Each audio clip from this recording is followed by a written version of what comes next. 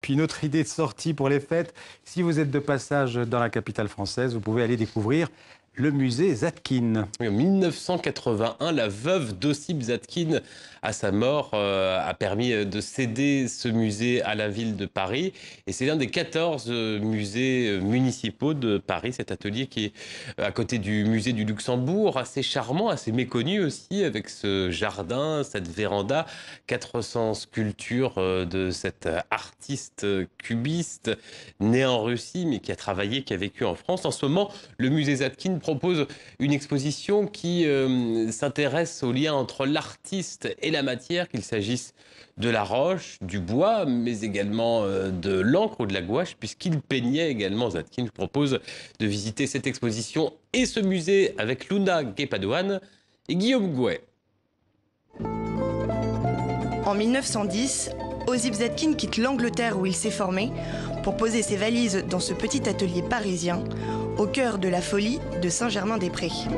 Quand il a trouvé ce lieu, ce qu'il appelait sa folie d'Assas, il a été vraiment séduit. Là, nous sommes plus précisément dans l'atelier qu'il a fait construire au tout début des années 60.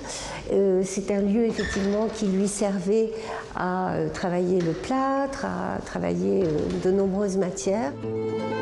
À Paris, Zadkine découvre l'effervescence artistique. Très vite, il s'insère dans le mouvement Parnasse. Il s'essaie ensuite à d'autres styles, le primitivisme et le cubisme, qu'il mêle à son héritage russe.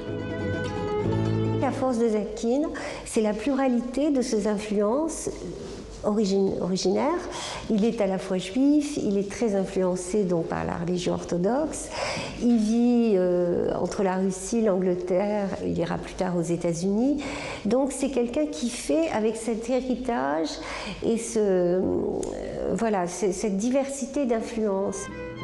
Si ses sculptures rappellent le modernisme de Brancusi, ses gouaches le surréalisme de Picasso, contrairement aux grands artistes de l'époque, Zadkine est avant tout un artisan.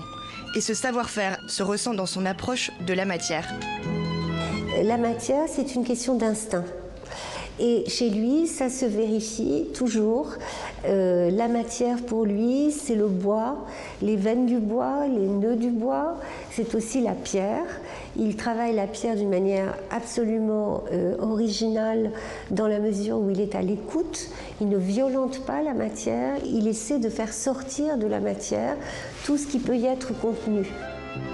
C'est justement ce lien instinctif de cet artiste à la matière que le musée Zadkine a décidé de mettre en valeur.